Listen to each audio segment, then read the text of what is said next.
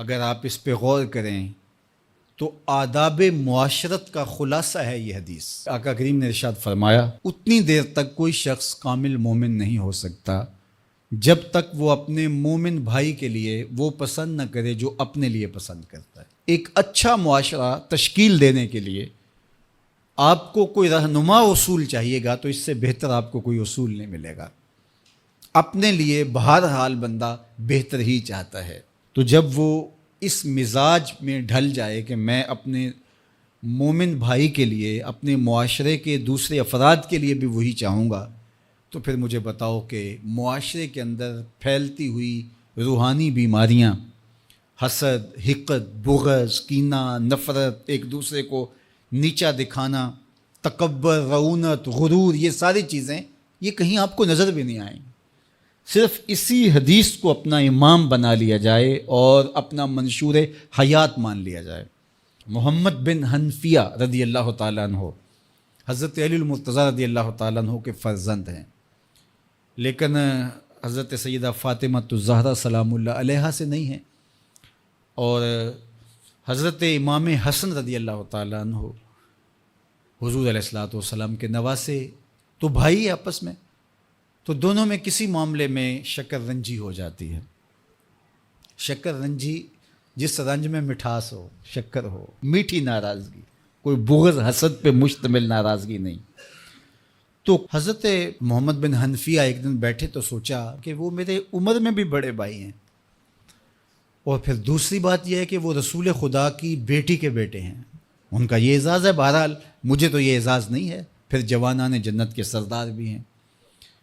تو میں ان سے ناراض ہوں، وہ میرے سے ناراض ہیں، تو بات بھی کوئی اتنی خاص نہیں،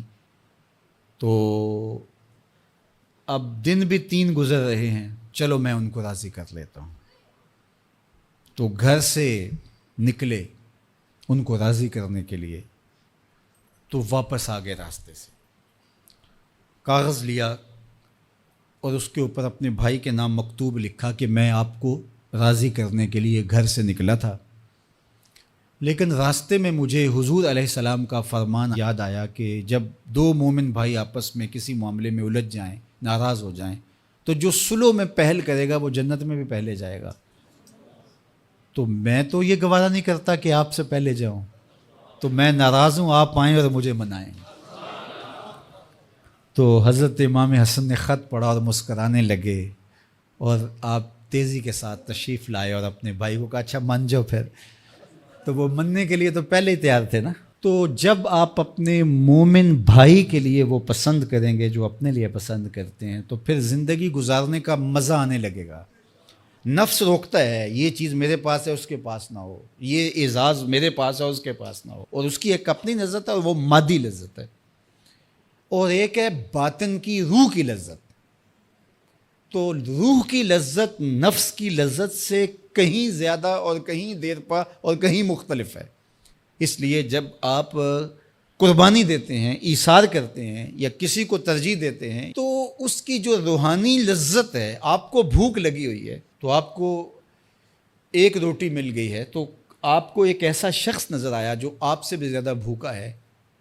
اور آپ کسی نمائش کے لیے نہیں، محض اللہ کے رضا کے لیے اس کو روٹی دے کر کے دیکھیں، خود بھوک کاٹ کے دیکھیں، وہ مرغن کھانوں میں سرور نہیں آئے گا جو اس بھوک میں لطف آپ کو آئے گا۔ تو حضور علیہ السلام کا یہ فرمان اپنے عمل کا حصہ بنا لیں، اور اپنے بھائیوں سے، جو خونی رشتے سے جڑے ہوئے بھائی ہیں، وہاں سے شروع ہو کر کے پورے معاشرے کے اندر اس کا عملی نفاذ کریں۔ آپ کو اتنا سرور آئے گا اور باطن میں اتنا نور آئے گا، اور اس قدر معاشرے میں خوبصورتی کی بنیاد پڑے گی۔ اور اگر ہم آج اس حدیث کو اپنے لیے خضر راہ بنا لیں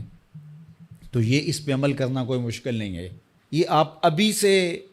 جب اٹھیں گے تو اپنے ساتھ والے کو ترجیح دے دیں گے کہ پہلے یہ گزر جائے، تو ابھی سے شروع ہو جائے گا یہ کام۔ تو یہ آپ گھر میں اپنے بچوں کے ساتھ، اپنی بیوی کے ساتھ، روزمرہ کی زندگی میں جہاں ملازمت کر رہے ہیں، کاروبار کر رہے ہیں، جن دوستوں کے ساتھ کھیل رہے ہیں حتیٰ کہ، تو یہ وہ چیز ہے کہ اس کا آغاز عمل سے پہلے